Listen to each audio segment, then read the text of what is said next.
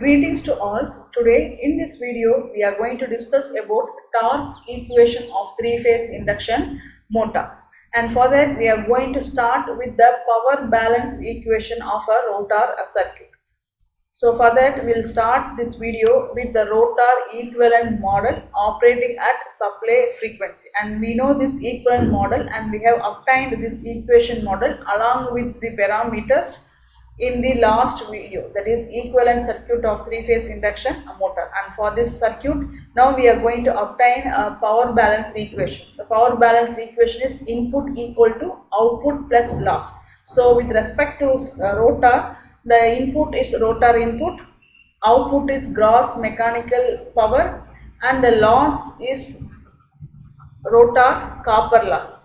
We used to have iron loss also, but in rotor this iron loss is very small. So we are neglecting iron losses and we are considering rotor copper loss alone in rotor circuit. So now we obtain the expressions for input, loss as well as output. So we used to call rotor input as air gap power. And we know the formula of power is simply I square R. Since we are talking about three-phase induction motor, we are adding 3 over here. So 3I square R. But here as per this model, the value of R is R2 by S. So this is the input of rotor. Now we'll find the rotor copper loss. So copper loss we all know is simply I square R. So this 3I square R.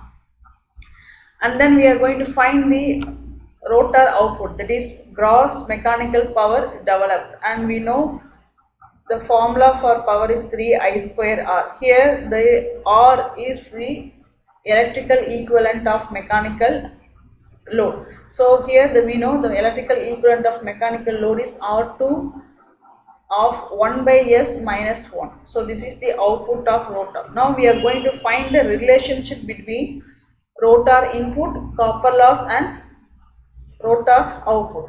So now we are going to just write the expressions what we have obtained just now, and by equating the values of rotor input, copper loss and the rotor output, at last we can get the value as 1 is to S is to 1 minus S.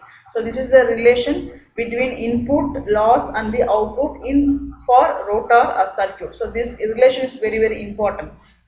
So what is the inference we can get from this ratio is first one, that is the rotor copper loss is S times of rotor input, and the second is gross mechanical power, that is rotor output is 1 minus S times of rotor input. So these are all the relation we can obtain by finding the ratios of input, loss and output of a rotor.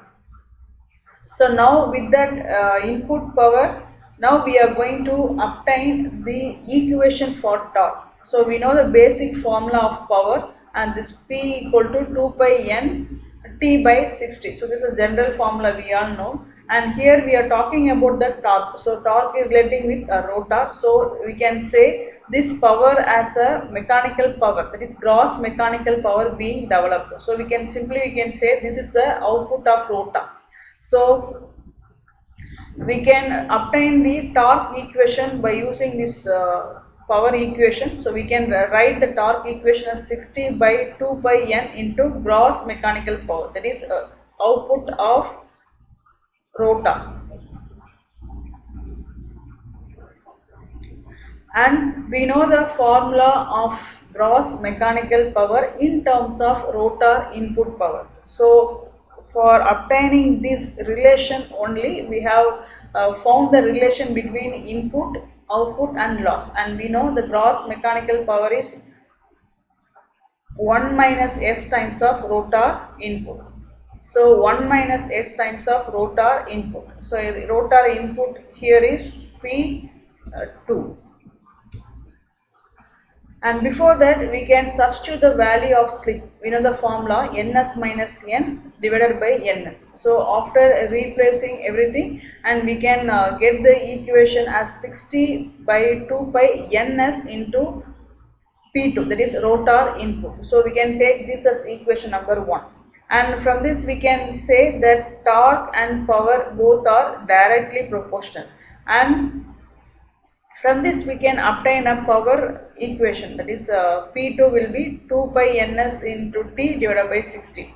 So here we can say that power is directly proportional to torque at synchronous speed. Though we are talking about a rotor, at the time of running condition, the rotor is going to have its own speed, that is NR, rotor speed, but still the rotor input is having direct relation with the torque being developed only at a speed called synchronous speed. So power and torque are directly proportional only at a speed called synchronous speed. So this power we can call as a synchronous watt. So the unit of power is watt, so we can call this power as synchronous watt. So what is the definition for synchronous watt? One synchronous of watt is developed, that is one synchronous watt is developed if 1 watt of power is transferred from stator to rotor at synchronous speed. So we can obtain a torque when we are giving a power to the rotor at synchronous speed. So this is the concept of synchronous watt.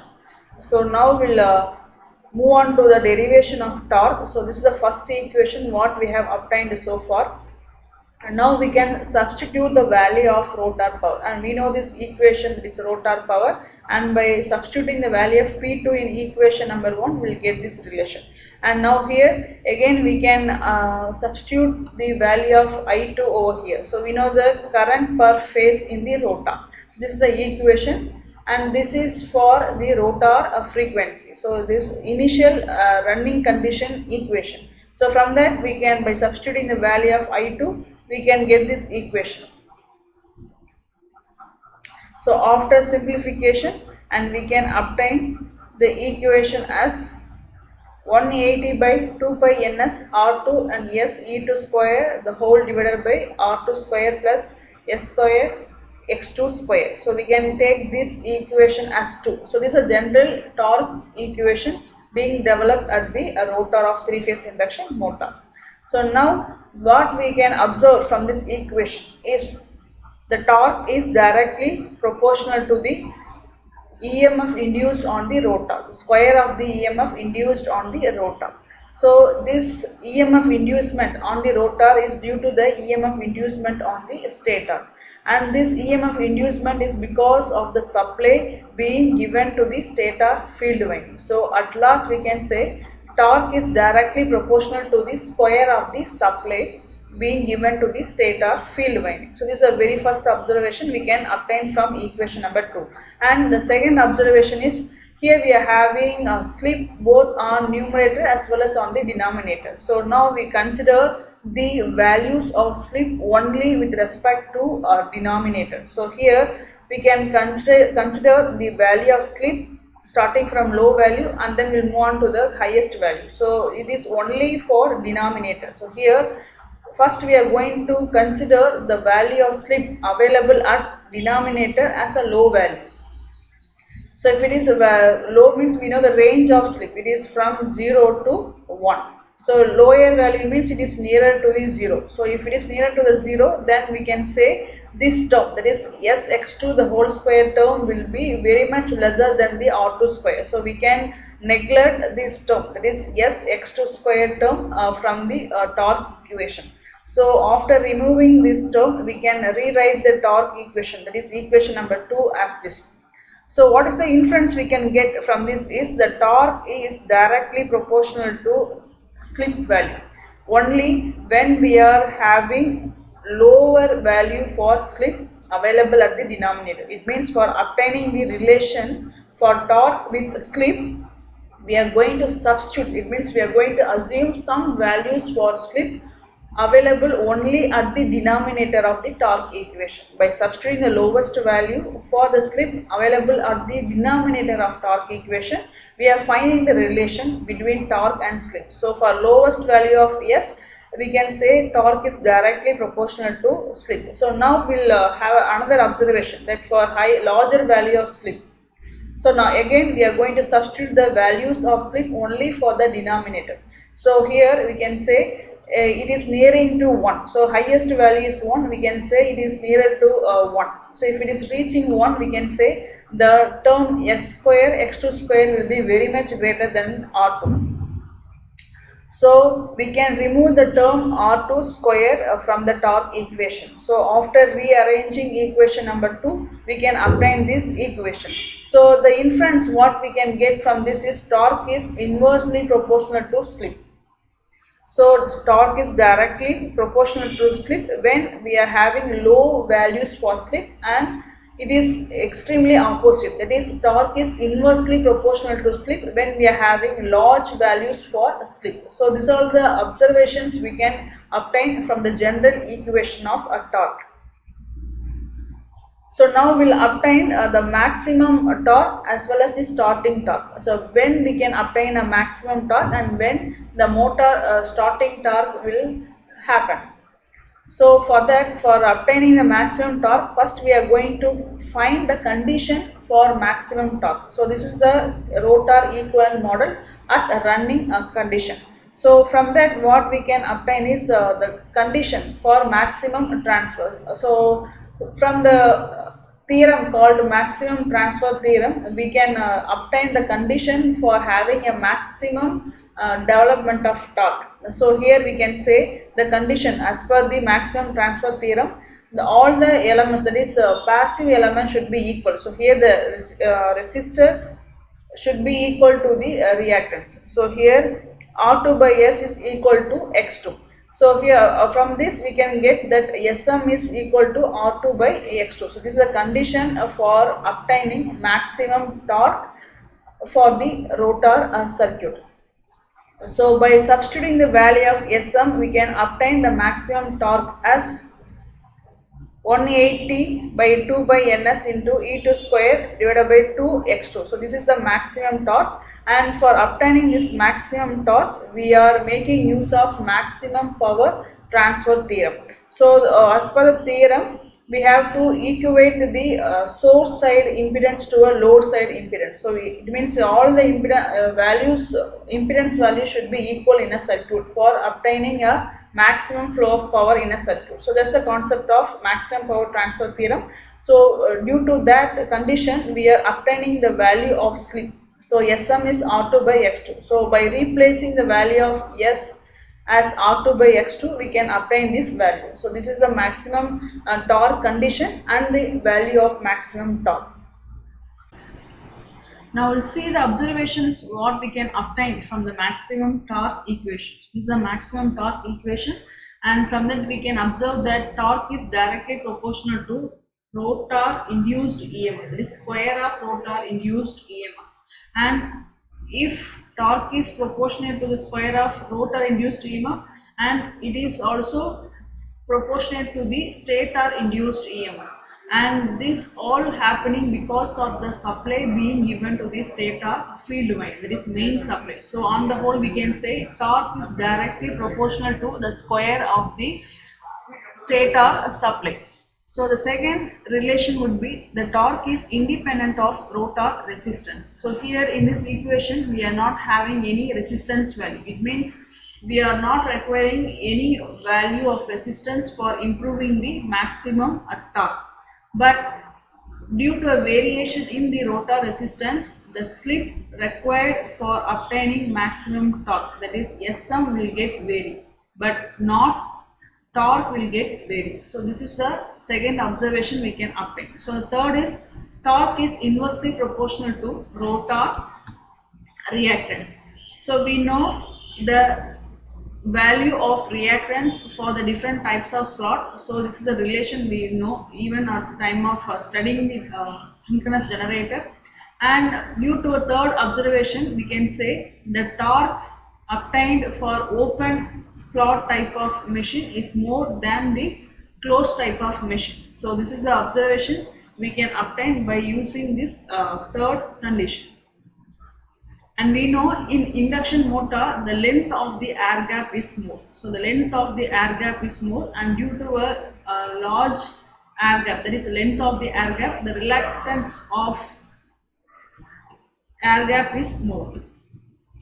And if the reluctance is more, and there will be more leakage flux, and due to a more leakage flux, the leakage reactance will be more, and due to a more leakage reactance, rotor reactance will be more. And if rotor reactance is more, then the torque will get reduced.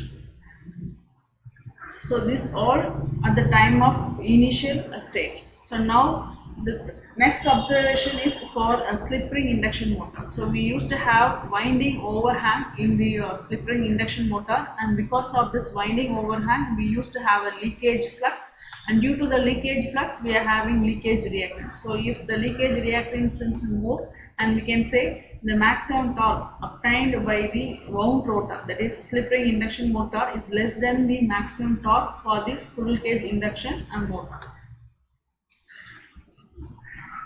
So apart from these observations, we can have another important observation, that is we can say torque is directly proportional to V by F the whole square, and we can obtain this relation from this equation. Here in numerator we are having E2 square, so you can relate this to a V1 square, and whereas in denominator we are having X2 and Ns, and both are having a direct relation with a supply frequency F. So we can say F square in the denominator. So we can write the torque is directly proportional to V1 square by F square, and due to that we can write this as V by F the whole square, and we can say V by F is nothing but a resultant magnetic field psi, and we can obtain this psi r from the EMF induced in an AC circuit equation. So we know the EMF equation for AC circuit, and in which we can say the number of turns, winding factor, everything is a constant. So by relating induced EMF frequency and the resultant flux, we can say E by F is equal to resultant flux, that is RMF. So based on this concept, we can relate this torque is directly proportional to the resultant flux, square of the resultant flux. And for that condition we are going to have two cases. One is by maintaining V by F as constant and changing the frequency alone. If you are going to maintain V by F as constant, and if you are going to do some changes only on the frequency, at that time we can have a constant maximum torque, because we are having V by F as constant. If V by F is constant, then we can have a constant torque, but the slip will get varied because of changes in the frequency. And the second case is by maintaining voltage alone as constant and changing the frequency, then it means we used to have changes in both magnitude of the maximum torque and the slip. So these are the two observations we can obtain from this equation. So these are all the observations we can get from a maximum torque equation. We are going to obtain the value of the starting torque. So at the time of starting, the value of slip is 1, and we know the range of slip is from 0 to 1. At the time of starting, the speed of rotor is 0, and because of the rotor speed as 0, we are obtaining the value of slip as 1 at the time of starting. So the condition is the slip is 1 at starting due to the rotor speed is 0. And now we are going to substitute the value of slip in equation number 2. So equation number 2 is containing the general equation of torque, so in which we can replace the values of slip by 1. And if you are going to replace the values of slip by 1, we can obtain the starting torque equation. So what are the observations we can obtain from this torque equation is, the very first observation is starting torque also directly proportional to the square of the induced EMF on rotor. So on the whole we can say it is having a direct relation with the square of the main supply voltage. And the second thing is, and we all know at the time of starting the rotor reactance will be more. So we can say X2 is very much greater than R2. So by removing the R2 on the denominator, we can say the starting torque is directly proportional to R2.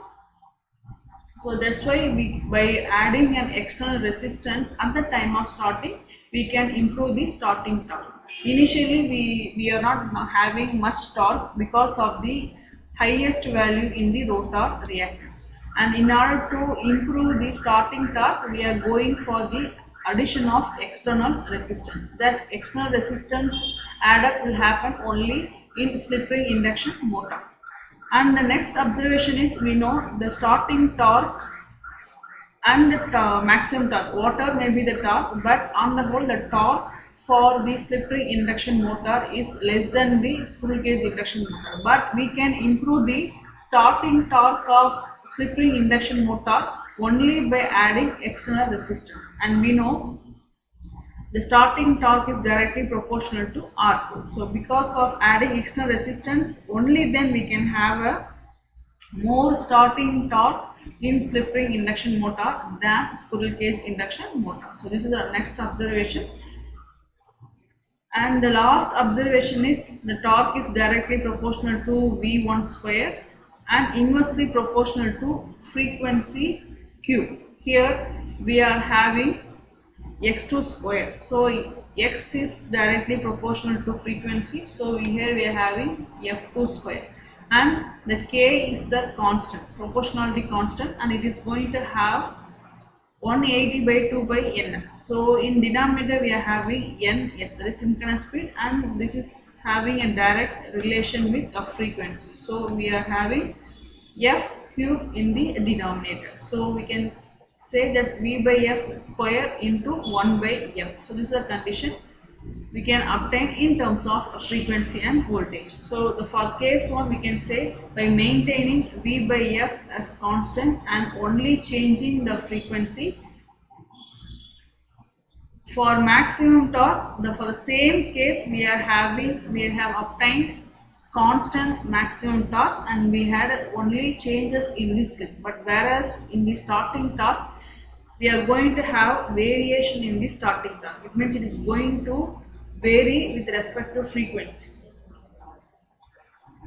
And the second case, we are going to maintain voltage as constant and we are going to change the frequency alone.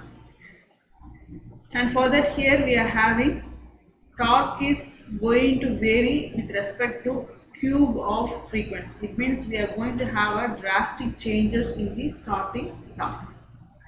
So these are the observations we can obtain from the starting torque equation. Now we'll see the condition for obtaining maximum starting torque.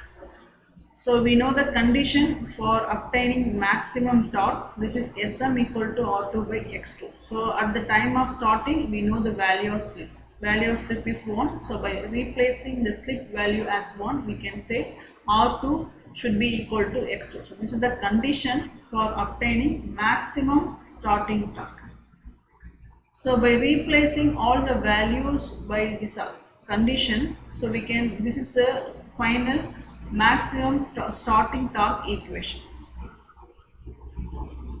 Now we'll see the relationships between different torques available. So mostly as of now we have seen the starting torque and then the maximum torque, and at last we have seen the generalized torque equation. So from that we can obtain a full load torque. So these are all the torques we have obtained so far. So starting torque, maximum and full load torque, and these are all the equations and what we have obtained now. So now we are going to find the relationship between these three torques. So first thing is, we are going to obtain relationship between maximum torque and a full load torque, and then we are going to obtain a relationship between maximum torque and starting torque. So by taking ratio between maximum and full load torque, we can obtain this equation, and this is very easy to remember. Here in numerator we are having maximum torque and in denominator we are having full load torque. So we can write Sm square plus slip for full load, that is square of slip at a full load, and in a denominator we are going to write this 2 Sm and SF. So we have to remind this one, and from this we can obtain the relation between maximum and starting torque. So here we are having in numerator we are having maximum torque, so Sm square, and in denominator we are having starting torque. So at starting the value of slip is 1, so 1 square is 1 and divided by 2 Sm SFL. Instead of SFL we can write the value of slip as 1, so we simply will get 2 Sm. So these are the relations between starting, maximum and a full load torque. So as of now we have discussed about the derivation of torque from a power equation, and then we have obtained the generalized torque equation and what are the observations we can get from a torque equation, and then we have obtained the condition for obtaining maximum torque, and then we have obtained the maximum torque equation, and also we have discussed about the observations we can obtain from this maximum torque, the inference we can obtain from a maximum torque, and then we have obtained the condition for obtaining maximum starting torque, and then we have obtained the starting torque equation too, and at last we have found the relationship between these three torques, that is starting, maximum and full load torque. Thank you.